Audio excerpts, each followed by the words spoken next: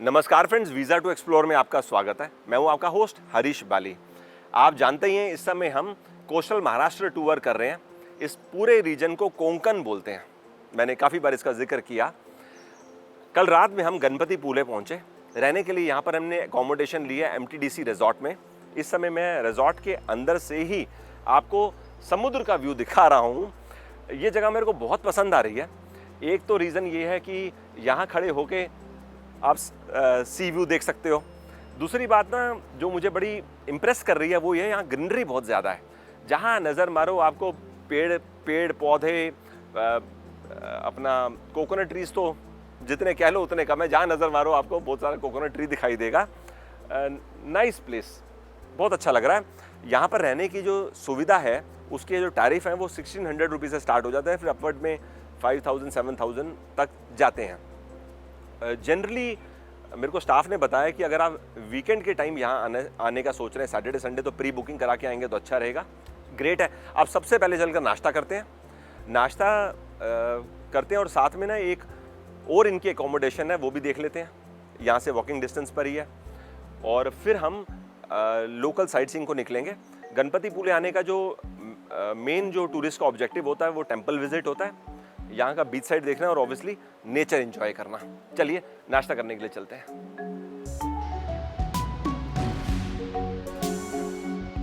जैसे आप जानते हैं मुंबई से टैक्सी पे चल रहे हैं, तो अभी हमारा लगेज लोड हो रहा है। 5-10 मिनट इसमें लगेंगे। तब तक ना हम इनके साथ चलते हैं। बैटरी ऑपरेटेड व्हीकल है। दूसरा प्रॉपर्टी देखेंगे, तब तक हमारी गाड़ी वहाँ हमको ज्वाइन कर लेगी। चले भैया, चलो अब सीधे चलो।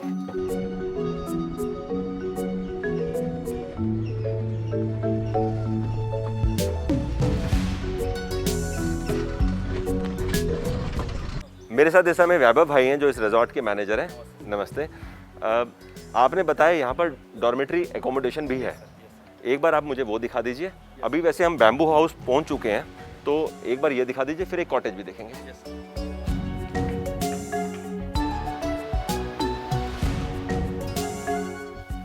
सही है, एकोमोडेशन तो अच्छी है। टोटल नंबर ऑफ बेड्स कितने हैं? 12 बेड्स। 12। इसका टैरिफ कितना है? वीकडे, वीकेंड? 3300 वीकडे और वीकेंड का 5300। वीकडे 3300 और वीकेंड 5300। गुड है, नाइस। डॉर्मेट्री भी मेरे को पसंद आई। अगर 10-12 लोग हैं तो क्वाइट कंफर्टेबल। टॉयलेट बाथरूम कितने हैं? 3 है सर इसमें। 3। गुड।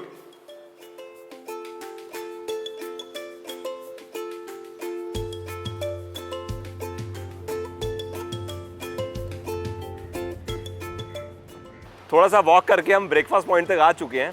ये जगह मुझे वाकई में बहुत पसंद आ रही है। अब सोचो, ये जगह जहाँ पर अभी मैं खड़ा हूँ सामने, कुछ टेबल कुर्सी लगी हुई है, ऊपर से कवर्ड है। सामने समुद्र का क्लियर व्यू है, लहरें, हवा, एंजॉय करते करते आप फूड एंजॉय करो। सच अ नाइस प्लेस।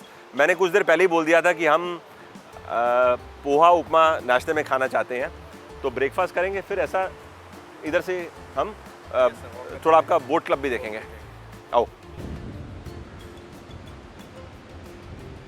चलो जी, नाश्ता करेंगे। पोहा और उपमा।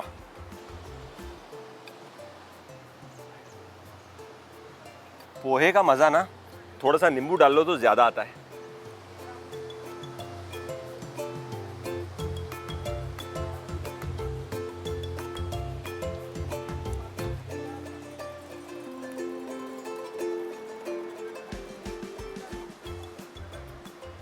सही है, अच्छी प्रिपरेशन है। और इस टेस्ट को जो चीज़ 4 चांद लगा रही है वो है समुद्र का किनारा। समुद्र किनारे बैठे हो, ये खा रहे हो, तो इस चीज़ का चार्म मल्टीप्लाइड बाय 2 है। वेरी टेस्टी और बहुत मज़ा आ रहा है।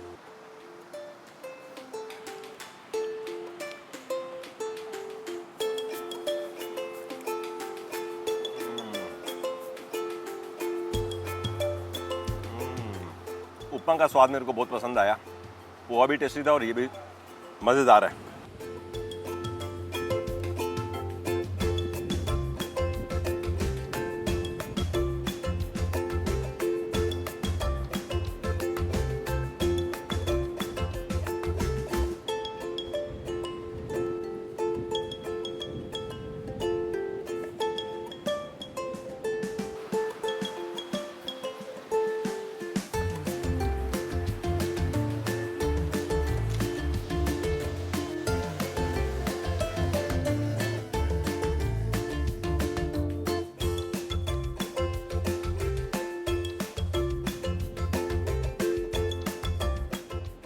मुझे इन्होंने बताया बोट क्लब में कुछ ही दिन में वाटर स्पोर्ट्स एक्टिविटी स्टार्ट हो जाएंगी, जैसे kayaking, speed boat, motor boat, banana ride, और क्या होता है, पैरासेलिंग।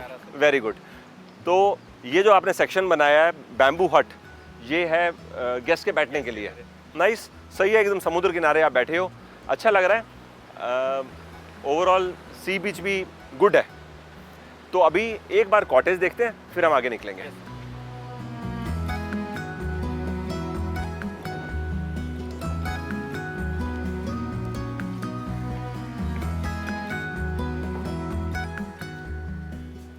तो ये है बैम्बू हाउस, सही अकोमोडेशन है, अच्छा कंफर्टेबल, और अगर समुद्र का नज़ारा लेना है तो ये ऊपर कर लो। Nice, good.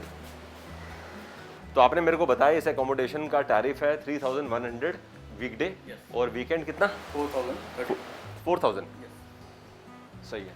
आओ जी, एक चीज़ मैं आपको बताना भूल गया था, जिस जगह हम खड़े हैं एक तरफ तो समुद्र है, काफ़ी देर से हम सी व्यू देख रहे हैं, और एक तरफ खाड़ी है। तो समुद्र का पानी और वो खाड़ी का जो लेवल है ना, सेम है। मतलब जिससे क्या है कि समुद्र का पानी हाई टाइड के समय अंदर आता है, लो टाइड के समय उसकी लेवल कम हो जाती है। तो ये भी एक देखो नेचुरल ब्यूटी है इस जगह की। थोड़ा एरियल व्यू से देखेंगे तो समझ आ जाता है कि समुद्र और खाड़ी और बीच में ये जगह। चलो जी, बाय बाय और धन्यवाद। ठीक है।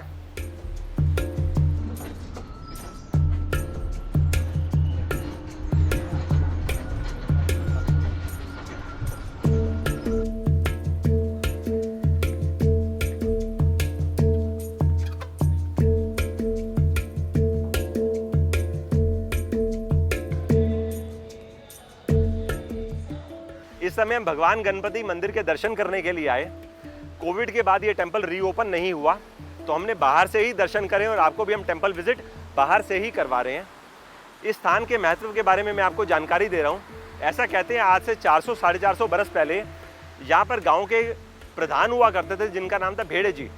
उनकी लाइफ में कुछ ऐसी समस्या हो गई जिसका समाधान नहीं हो रहा था, तो उन्होंने भगवान गणपति की आराधना करी, खाना पीना छोड़ दिया। तो उसके बाद भगवान गणपति उनको स्वप्न में आए और उन्होंने कहा, इस समय मैं इस जगह से जहाँ से वो प्रार्थना कर रहे हैं, आराधना कर रहे हैं, 20 किलोमीटर दूर गणेश गुले गांव में विराजमान हूँ। मैं यहाँ से चल के इस स्थान पे आ रहा हूँ जहाँ पर वो आराधना कर रहे हैं। उनको आइडेंटिफाई करो और यहाँ पर मंदिर बनाओ, ऐसा उनको स्वप्न हुआ। तो अब आइडेंटिफाई करना आसान नहीं था, क्योंकि ये काफ़ी बड़ा क्षेत्र है। तो भगवान गणपति जिस शिला पे विराजमान थे, वहाँ पर एक गांव वाले की गाय है, शाम के समय जाके दूध छोड़ दिया करती थी। तो ये बात जब गांव वालों को पता चली तो आपस में सबकी बात हुई, तो तब जाके ये स्थान आइडेंटिफाई हुआ कि गणेश भगवान इस शिला के ऊपर विराजमान है। तो वहाँ यहाँ पर मंदिर की स्थापना की गई और भगवान गणपति के दर्शन करने यात्री तब से यहाँ पर दूर दूर से आते हैं। इस मेन बात ये है कि भगवान गणपति का ये जो स्थान है ये स्वयंभू है। काफ़ी यात्री जब यहाँ पर आते हैं तो वो परिक्रमा करने के लिए केवल मंदिर की परिक्रमा नहीं करते, ये पूरे क्षेत्र की परिक्रमा करते हैं, जो कि 1 किलोमीटर की परिक्रमा है। क्योंकि जिस शिला पे भगवान गणपति विराजमान है वो पहाड़ से जुड़ी हुई है, तो परिक्रमा मतलब पूरा 1 किलोमीटर की परिक्रमा। इस स्थान को गणपति पूले क्यों बोलते हैं? पूले का मतलब होता है वाइट सैंड। ये जो बीच है ना समुद्र, ये टेम्पल के बाहर, यहाँ पर वाइट सैंड है, तो वहाँ से वो दोनों नाम जुड़ गए और बन गया गणपति पूले। ऐसा कहते हैं हिंदुस्तान में भगवान गणपति के मंदिर अलग अलग जगह में डिफरेंट डायरेक्शन को फेस करते हुए, यहाँ पर जो भगवान गणपति हैं वो वेस्ट की तरफ फेस कर रहे हैं। तो अभी हमने सी बीच विजिट भी कर लिया है और भगवान गणपति के भी बाहर से दर्शन कर लिए हैं। अब हम यहाँ से चल रहे हैं। यहाँ से 1-1.25 किलोमीटर के डिस्टेंस पे प्राचीन कोंकण करके एक म्यूजियम है। 300 या 400 साल पहले ये पूरा कोंकण क्षेत्र कैसे हुआ करता था उसकी वहाँ पे उन्होंने झलक दिखाई हुई है।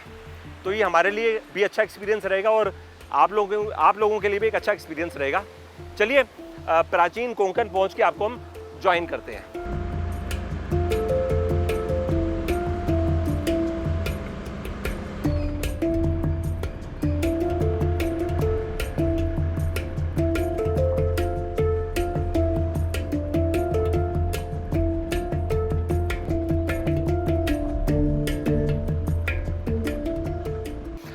टेम्पल से 1 किलोमीटर का सफ़र करके हम प्राचीन कोंकण पहुंच चुके हैं। यहाँ से हमने एंट्री टिकट ले लिया 40 रुपीज़ पर पर्सन और कैमरे का 20 रुपीज़।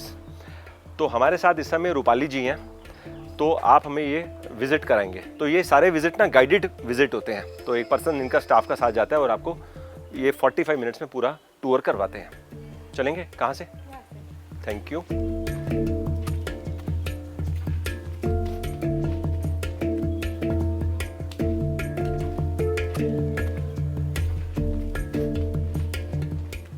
सबसे पहले इन्होंने मेरे को 400 साल पुराना पीपल का पेड़ दिखाया है। ये देखिए जी सामने, देखो अभी भी हरा भरा है और अपनी जगह पे खड़ा हुआ है। आओ जी।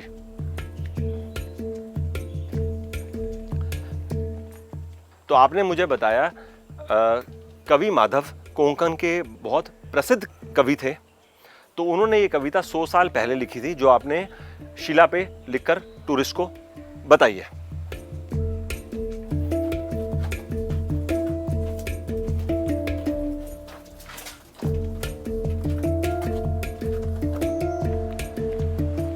कोकम का पेड़, बताओ कितने दिन से हम रोज सोलकढ़ी पी रहे हैं, कोकम देख रहे हैं, लेकिन पेड़ आज देखा। अगर मैं गलत नहीं समझा तो सामने आपने अजगर इसलिए दिखाया है कि कोंकण क्षेत्र में अजगर और सांप होते हैं, बहुत होते हैं, और इस तरफ लोमड़ी है और सामने लकड़ बग्गा। सही है। आओ जी। सामने आप परशुराम जी के दर्शन कर रहे हैं। मैंने आपको पहले भी बताया था ये पूरा जो कोस्टल क्षेत्र है ना, इसको परशुराम भूमि भी बोलते हैं, क्योंकि भगवान परशुराम ने यहाँ पे तपस्या करनी थी। पहले यहाँ पे समुद्र हुआ करता था, तो समुद्र को उन्होंने पीछे भेज दिया। इसकी जानकारी यहाँ पे देखिए लिखी भी हुई है। तो ये रूपाली जी हिंदी में अच्छे से बात नहीं कर पा रहे, तो ये मेरे को थोड़ा एक्सप्लेन कर देती हैं, तो मैं अपने शब्दों में आपको ये जानकारी दे रहा हूँ। सामने देखिए गांव शिकार लिखा है ना।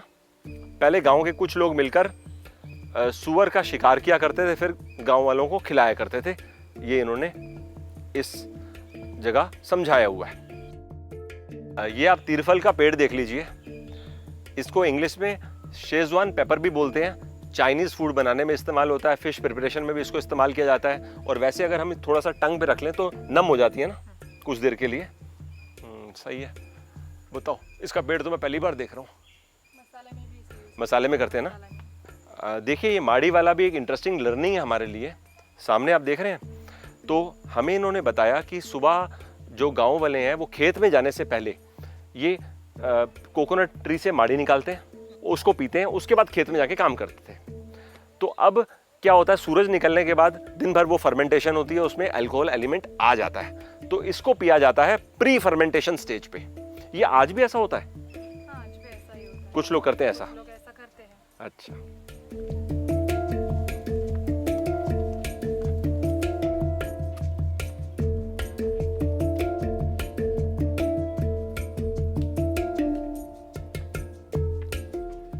कोंकण की काली मिर्च भी बहुत फेमस है। ये देखिए आप, काली मिर्च की बेल है, ऊपर जा रही है ना। अभी तो इसका रंग हरा है, जब ये ऑरेंज हो जाएगा तो इसको बॉईल किया जाएगा, ड्राई किया जाएगा तो काली मिर्च आ जाएगी। इस समय हम मार्लेश्वर गुफा का रेप्लिका विजिट करने आए हैं। सामने आप देख लीजिए। इन्होंने बताया मार्लेश्वर की जो एक्चुअल गुफा है वो यहाँ से लगभग 80 किलोमीटर दूर है। आज से लगभग 500 साल पहले भगवान शंकर ने एक चर्मकार को, जो चमड़े का काम करते हैं, उस इंसान को मार्लेश्वर गुफा में अपने साक्षात दर्शन दिए थे। तो मार्लेश्वर टेम्पल यात्री जाते हैं इस भाव से कि ये वही स्थान है जहां पर शंकर भगवान ने साक्षात प्रकट होकर दर्शन दिए थे। देखिए अब हम आपको कत्थे का पेड़ दिखा रहे हैं। सामने जो वृक्ष देख रहे हो, इसको काटा जाता है। इसके अंदर एक लाल रंग का हिस्सा होता है जिसको पानी में डालकर उबाला जाता है। तो इन्होंने हमें प्रोसेस समझाने के लिए ये एक मॉडल सा बनाया हुआ है। नीचे भट्टी लगती है, आज की तारीख में नहीं होता लेकिन पहले ऐसा होता था, और ऐसे मटकी में उस लाल हिस्से को पानी के साथ मिक्स कर दिया जाता है और उसको उबाला जाता है। जब वो बड़ा सिरप फॉर्म में बन जाता है, मतलब उबल उबल के, तो उस 4 मटकी का सिरप को 5वें में ट्रांसफ़र करते हैं, उसको और उबालते हैं, फिर उसको सुखाया जाता है। तो ये सारा प्रोसेस इन्होंने बताया कि 4 से 5 महीने का प्रोसेस है। 4 महीने लग जाते हैं? हाँ, 4 महीने लग जाते हैं। अच्छा, तो आज ये प्रोसेस कैसे काम करता है मेरे को बिल्कुल जानकारी नहीं है। इनफैक्ट मेरे लिए कत्थे का पेड़ देखना भी पहला एक्सपीरियंस है। मेरे को आइडिया नहीं था कि कत्था कहाँ से निकलता है। पान तो देखो हम सब खाते हैं, लेकिन वो कत्था कहाँ से आता है ये बड़ी नई इंफॉर्मेशन है। इसी कॉम्प्लेक्स के अंदर एक शॉप है। इनके पास लकड़ी से बने हुए बहुत सारे टॉयज हैं, और ये आपने मुझे बताया मैजिक लैंप। एक बार आप दिखा सकते हैं इसमें तेल कैसे डालते हैं? अभी तो जैसे इसमें पानी डाल रहे हैं, लेकिन डेमोन्स्ट्रेशन तेल के लिए है।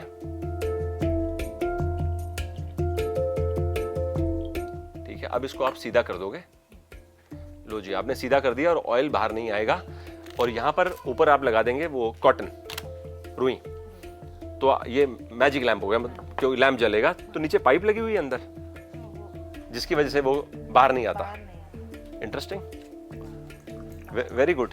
तो आपके पास कुछ लोकल मसाले भी हैं।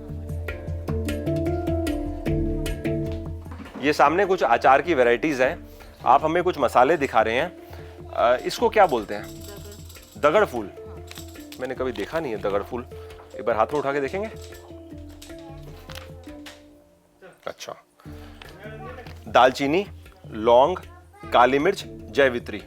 प्राइजेस हैं दगड़ फूल का 20 रुपीज, दालचीनी का 30 रुपीज, और ये 3 आइटम का 40 रुपीज।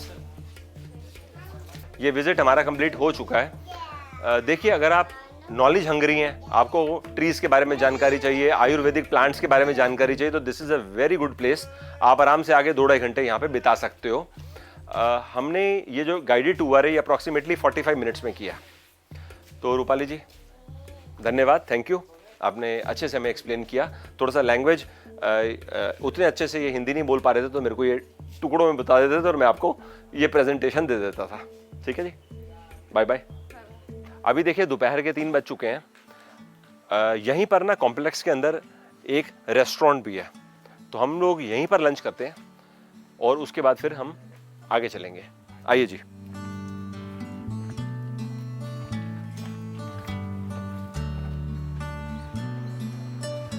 देखिए यहाँ पर हम लंच में क्या क्या खा रहे हैं। इस थाली में है कोंकणी भाजी, तुवर दाल है, इसको लोकल भाषा में यहाँ पे वरण बोलते हैं, छाछ, कचुम्बर, मोदक, राइस, चपाती और पापड़।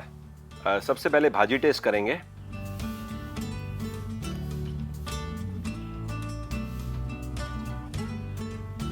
बाय गॉड, मिक्स वेजिटेबल है, लेकिन मसाले का इंपैक्ट इतना ज्यादा है कि एक बहुत डिफरेंट टेस्ट आ रहा है। सारे के सारे स्पाइसेस में लोकल इस्तेमाल किए गए और स्पाइसेस बहुत फर्क है। तीखा हल्का सा ज्यादा है काली मिर्च का।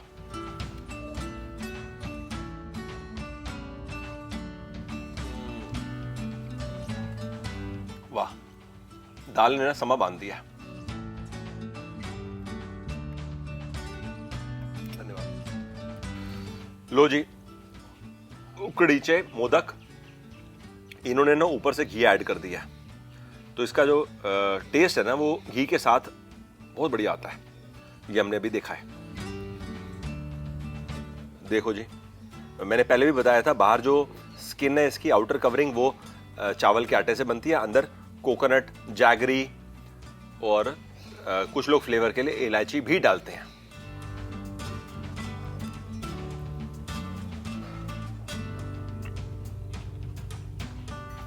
अच्छा स्वाद है। अभी मैंने ना 2 से 3 बार उकडीचे मोदक खाया। तो एक चीज मुझे समझ में आई है, अगर इसके टेस्ट को आपको बेस्ट एंजॉय करना है तो जब ये स्टीम होके स्टीमर से बाहर आए आप उसको 5 से 10 मिनट के अंदर खा लो। स्टीमिंग हॉट होगा तो मज़ा ज़्यादा आता है। Overall good food. अच्छा हो गया हम यहाँ पे रुक गए और हमने फूड यहाँ पे टेस्ट किया। सामने कैफेटेरिया में हमने लंच किया। कैफेटेरिया के बाहर इन्होंने जयगढ़ फोर्ट का एक मॉडल तैयार किया हुआ है टूरिस्ट को दिखाने के लिए। अगर हम वेलनेश्वर से कोस्टल रूट लेके आते तो हम जयगढ़ फोर्ट विजिट करते और उसके बाद हम गणपति पुले पहुंचते। हमने क्या किया, हम चले गए चिपलून, तो ये फोर्ट विजिट हमारा रह गया। अगर आप कोस्टल रूट से आएंगे तो आप फोर्ट विजिट करिएगा। आपको एग्जैक्टली ऐसा देखने को अभी नहीं मिलेगा, 4 दीवारी आपको जरूर विजिट करने को मिलेगी। इस फोर्ट को छत्रपति शिवाजी महाराज के समय जब तैयार किया गया तो इसका प्राइमरी पर्पस था जो बाहर से शिप आते थे उनसे रेवेन्यू कलेक्ट करना। चलिए जी, ये हमने इसका एक मॉडल देख लिया। अब नज़दीक में ना हमें रूपाली जी ने बताया था कि शेल म्यूजियम भी है, तो जाने से पहले एक बार विजिट करेंगे फिर चलेंगे।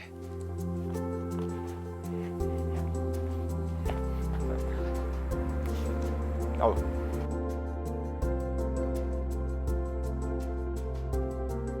यहाँ पर देख के लग रहा है काफी बड़ी कलेक्शन है। हाँ। है ना? तो आप हमें मेन शेल्स बता देंगे? हाँ।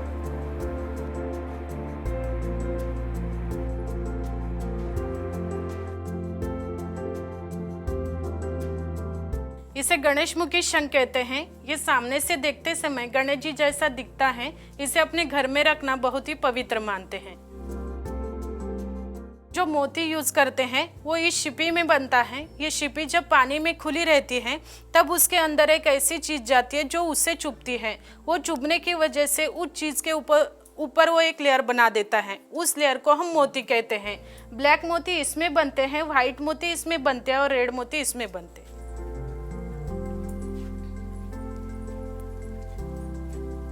इसे कलर शिपी कहते हैं। ये सब रंग ओरिजिनल हैं। समुद्र में जहाँ जरा भी प्रदूषण नहीं होता है और जहाँ पर प्रवाल यानी कोरच होते हैं वहाँ पे आप ऐसे कलरफुल शंख देख सकते हैं। ये हमारे कलेक्शन का सबसे बड़ा बजने वाला शंख है। ये शंख बजाते समय आपने श्री कृष्ण जी को देखा होगा। उनके हाथ में जो शंख है वो इसी प्रकार का है। इसकी आवाज़ इतनी बड़ी होती है कि पहले युद्ध के समय सैनिकों तक इसकी आवाज़ सुनाई देती थी।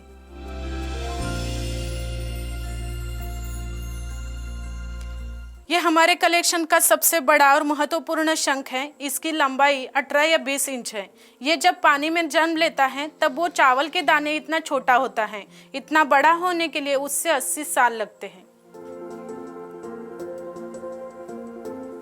इसको एक पूंछ होती है और उस पूंछ को एक जहरीला कांटा होता है। वो कांटा लगने से आदमी मर भी सकता है, लेकिन इसकी पूंछ काटकर ये मछली खा सकते हैं।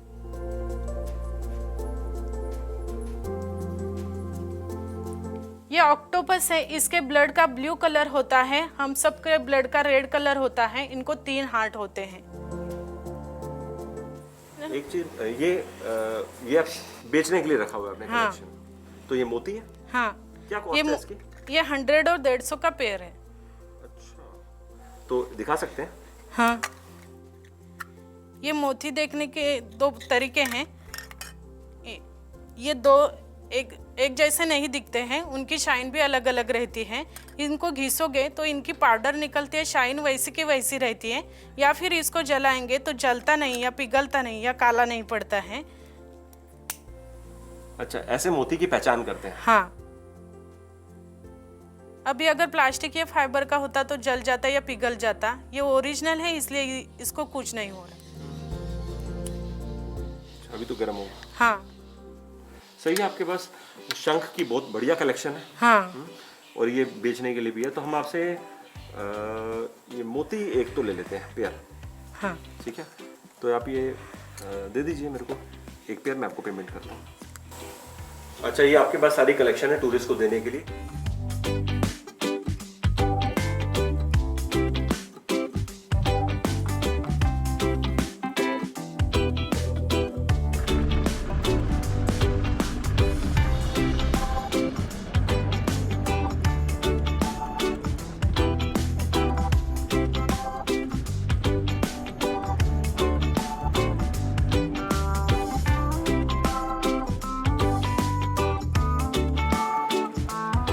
पहले मैंने प्लान किया था मैं गणपतिपुले में अभिषेक रिजॉर्ट में लंच करूंगा, फिर हम आगे निकल जाएंगे आरे वारे बीच और फिर रत्नागिरी।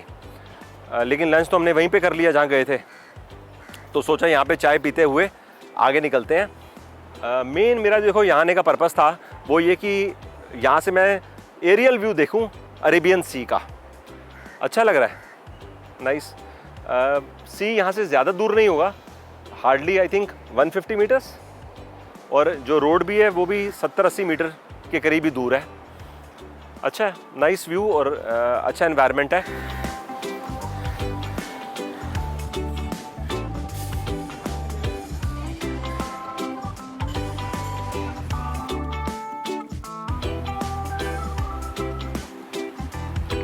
जैसा कि आप जानते हैं कि अभी हम रत्नागिरी डिस्ट्रिक्ट में ट्रैवल कर रहे हैं। यहाँ पर आने का जो बेस्ट समय है वो पूरा साल ही है, सिर्फ बारिश के आप 2.5 या 3 महीने छोड़ दीजिए, यानी जुलाई अगस्त से लेके मिड सितंबर। हम जैसे 17 सितंबर को यहाँ पर आए तो बरसात हो भी रही है, नहीं भी हो रही, मिक्स चल रहा है। जैसे आज पूरा सनी डे है, कल पूरा दिन बारिश होती रही, तो इसका भी अपना मज़ा और चाम है। अगर आप यहाँ पर अप्रैल मंथ में या मई मंथ में आते हैं तो आपको यहाँ पर फेमस जैक फ्रूट टेस्ट करने को मिलेगा और वर्ल्ड फेमस हापुस आम। ये दोनों चीज़ हमने मिस कर दी। एनीवेज, ट्रिप हमारा बड़ा ज़बरदस्त चल रहा है, आप देख ही रहे हैं। और सबसे बढ़िया चीज़ है ना अक्टूबर नवंबर में आने का, मतलब मैं कंपैरिजन में बता रहा हूँ, अक्टूबर नवंबर दिसंबर इतनी सारी ग्रीनरी है यहाँ पर कि मेरा तो दिल खुश हो गया। मतलब पूरी बेल्ट जहाँ से हम चले हैं हर तरफ हरियाली है, लश ग्रीनरी बोलते हैं ना, वैसा। चलिए अब हम यहाँ से कितना 2 किलोमीटर होगा आरे वारे बीच, और वहाँ चलते हैं और हम चल के बीच देखते हैं और आपको भी दिखाते हैं।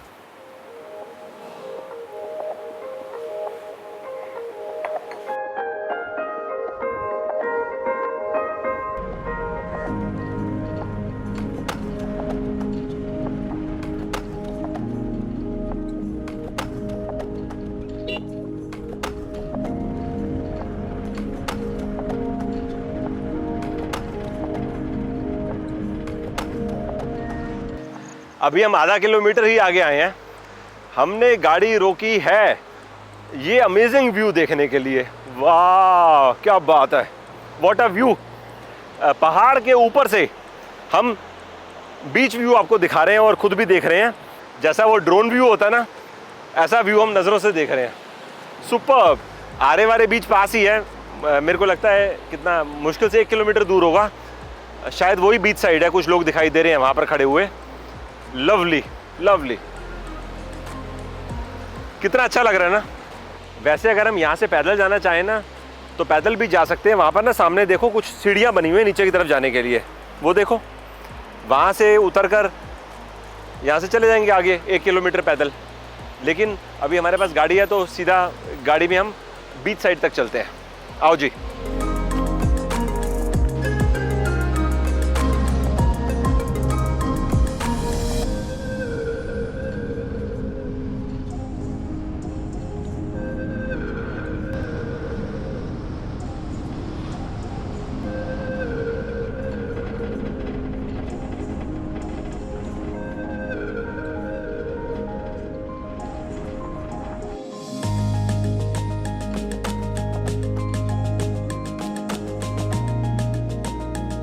गणपतिपुले से 11 किलोमीटर का सफ़र करके हम आरे वारे बीच पहुंच चुके हैं। एक्चुअली में ये एक बीच नहीं है, 2 बीच है। 1 किलोमीटर पहले आया था वारे बीच, वहाँ पर जो गांव है ना उसका नाम है वारे गांव। यहाँ पर गांव का नाम है आरे गांव, तो बोलने में हम लोग आरे वारे बीच बोल देते हैं। इस समय हमने गाड़ी खड़ी करी है, नज़दीक से ही हम पैदल चलकर बीच साइड तक पहुँच जाएंगे। आप देखिए हम आए कहाँ से हैं, सामने आपको जो पहाड़ दिख रहा है उसके बीच में वो रोड है, वहाँ से हम आए। ये छोटा सा ब्रिज बना हुआ है और इस पार आ गए। अब खास बात क्या है, मेरे को ये लोकेशन क्यों पसंद आ रही है, मेरे राइट हैंड साइड पे ये सब अरेबियन सी है और इस ब्रिज के नीचे से समुद्र का पानी होते होते उस तरफ को जा रहा है। देखो वो बैक वाटर्स है और पहाड़ और इतनी सारी ग्रीनरी तो आपको दिखाई दे ही रही है, तो मतलब बड़ा अच्छा लग रहा है। ऐसा क्या बोलते हैं, मनमोहक दृश्य, राइट है। चलो बीच साइड को पैदल चलेंगे। लो जी, हम आरे बीच तक पहुंच चुके हैं। इस समय देखो लो टाइड का टाइम हो गया, कुछ देर पहले तक हाई टाइड थी, पानी कहाँ आगे तक आ रहा था, हमने गणपतिपुले में देखा था। अब देखो आज हमारे को ना 8 दिन हो गए हैं समुद्र किनारे चलते चलते। हमने बड़े सारे सी बीच देखे हैं पिछले 8 दिन में। एक तरफ से अगर ऐसा बोलो कि सारे सी बीच एक जैसे होते हैं तो सही भी है और गलत भी है। मैं रीज़न बताऊं क्या है, जो मेरी पर्सनल ऑब्जर्वेशन है कि समुद्र का पानी तो एक जैसा होता है, लेकिन जब आप समुद्र के पानी के पास खड़े होकर सराउंडिंग्स देखते हो तो वहाँ पर डायनेमिक्स बदल जाते हैं। अब जैसे हम इस समय वॉक कर रहे हैं समुद्र के पानी तक पहुँचने के लिए, लेकिन अगर यहाँ पर आप देखो सराउंडिंग्स कैसे हैं, दिखाई दे रहे हैं ना हमको, कितने सारे पेड़ दिखाई दे रहे हैं एक लाइन में, ठीक है, और इस तरफ पहाड़ दिखाई दे रहे हैं। तो ये डिफरेंट डायनामिक्स हैं। तो मज़ा इसी चीज़ का है कि आप एटलीस्ट अगर इस रूट पर ट्रैवल कर रहे हो तो थोड़ा थोड़ा ब्रेक लो। जो मेन सी बीचेस हैं वहाँ रुककर एक डिफरेंट एक्सपीरियंस लो हर सी बीच का। लवली। और इस समय देखो पूरे सी बीच में 15 या मैक्सिमम टू मैक्सिमम 20 टूरिस्ट होंगे। आओ जी समुद्र के पास चलते हैं।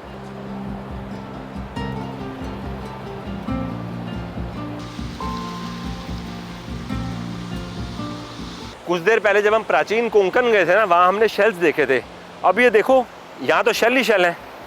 ये मेरे सामने तो ये देखो हर 1 मीटर में, हर आधे मीटर में आपको शेल दिखाई देगा। ये देखो शेल, वाह, ये भी देखो कितनी नेचुरल ब्यूटी है। मज़ा आ गया।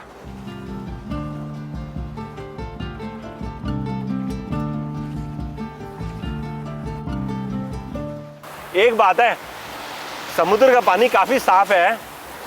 नीचे ना सैंड के ऊपर भी काफ़ी सारे शेल हैं। अगर मैं ध्यान से देख रहा हूँ ना तो मेरे को शेल दिखाई दे रहे हैं। वाह, मतलब आधा फीट के आसपास मैं नीचे देख पा रहा हूँ। क्या बात है। अच्छा एक चीज़ और मैं आपको बताता हूँ, इस सी बीच से अगर आप सनसेट देखना चाहते हो, ये भी बड़ा ज़बरदस्त एक्सपीरियंस हो सकता है। बीच के सामने आपको सूरज दिखाई दे रहा है और इस समय तो देखो बादल है और 5 मिनट में सूरज बादलों के पीछे आ जाएगा और हमें सनसेट नहीं दिखाई देगा। लेकिन अगर 1 महीने 2 महीने के बाद नवंबर के आसपास जब आप यहाँ से सनसेट देखोगे तो आपका दिल खुश हो जाएगा। ऐसा लगेगा सूरज एकदम पानी के अंदर ही जाके डूब रहा है।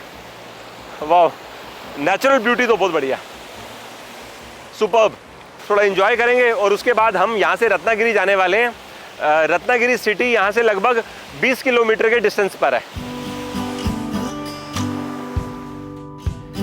इस समय 7:45 बजे का टाइम है। हम रत्नागिरी पहुंच चुके हैं। यहाँ पर रहने के लिए हमने अकोमोडेशन लिया होटल सी फैन में। प्रीमियम कैटेगरी रूम है। डबल ऑक्यूपेंसी का टैरिफ है 5000 rupees including tax and breakfast. जब मैं यहाँ पर आने से पहले रिसर्च कर रहा था, मैं सिटी की बात नहीं कर रहा, डिस्ट्रिक्ट की बात कर रहा हूँ, तो मुझे पेट्रोग्लिफ्स के बारे में मालूम चला। आपकी जानकारी के लिए रत्नागिरी में हाल में ही, मतलब कुछ साल पहले ही पेट्रोग्लिफ्स की डिस्कवरी हुई है। तो क्या होता है, बड़ी सी रॉक पे आज से 8000 साल पहले, 10,000 साल पहले कार्व की गई है एनिमल की शेप्स, ह्यूमन शेप। तो वहाँ से एएसआई को क्लू मिल रहे हैं कि यहाँ पर सिविलाइजेशन कितने साल पहले थी और एलिफेंट्स कैसे होते थे, उनकी शेप कैसे होती थी, इंसान कैसे दिखते थे, ह्यूमंस। तो ये हिस्ट्री का एक नया चैप्टर ओपन हो गया है पेट्रोग्लिफ्स मिलने से। आप थोड़ा गूगल में इसके बारे में सर्च करेंगे तो आपको काफ़ी कुछ पढ़ने को मिलेगा। मैं कोशिश करूँगा कल हम 1 या 2 पेट्रोग्लिफ्स विजिट कर सकें, अगर ये बात पॉसिबल होगी तो अब बताइए आज का ये एपिसोड आपको कैसा लगा। ओवरऑल ये जर्नी हम खूब इंजॉय कर रहे हैं। अब आगे का सफ़र कुछ ऐसा है कि हमने रत्नागिरी डिस्ट्रिक्ट के बाद आगे चल के सिंधुदुर्ग डिस्ट्रिक्ट भी विजिट करनी है और उसके बाद वहीं से हम गोवा चले जाएंगे। और गोवा में वीडियो शूट नहीं करेंगे, गोवा में थैंक्स फॉर योर टाइम, ठीक है, क्योंकि गोवा का सीरीज़ हम ऑलरेडी बना चुके हैं। ठीक है, अभी मैं आपको यहीं पे बाय बाय कर रहा हूँ। जल्दी आपसे दोबारा मुलाकात होगी, जो हमारी कल की जर्नी होगी something like a day in Ratnagiri. चलो जल्दी दोबारा आपसे मुलाकात करते हैं। Thanks for your time and bye for now.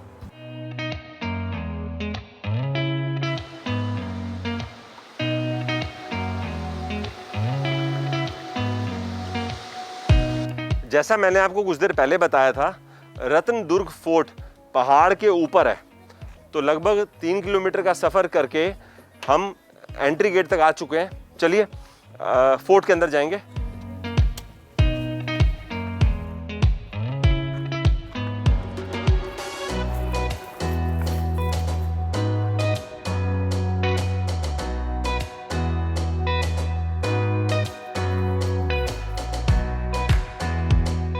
थेचा के साथ भी सही है और बिना थेचा के भी सही है। ये जो कड़वे वाला है, नाम इसका है कड़वे, लेकिन मुझे कड़वे नहीं लग रहे, मेरे को तो बड़े स्वाद लग रहे हैं। Very good taste, lovely.